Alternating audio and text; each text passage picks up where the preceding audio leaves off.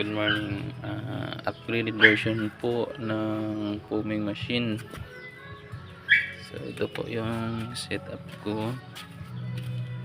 Compressor, tapos 12 volts water pump, tapos ito yung sabon na separated. Ito po yung hose nya. So ito yung hose ng tubig galing sa tangke. Yan. Ito yung connection nya. Tapos ito yung mga Y connector. Ito yung sa hangin. Yan.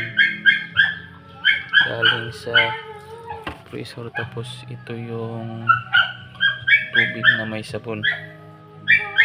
Galing sa water pump. Separate po yung sabon.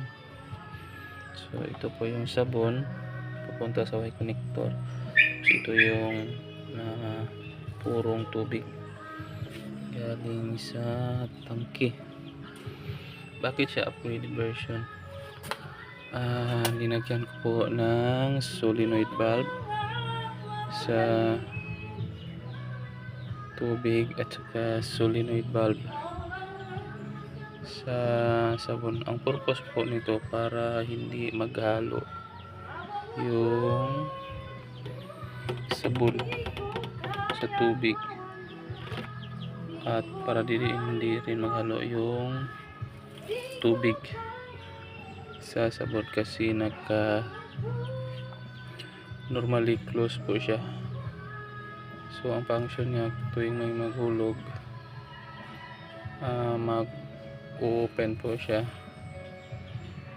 Tapos hihigupin ng water pump palabas dito sa Y connector. Tapos ito yung hangin palabas doon sa harap. Yan yung nozzle.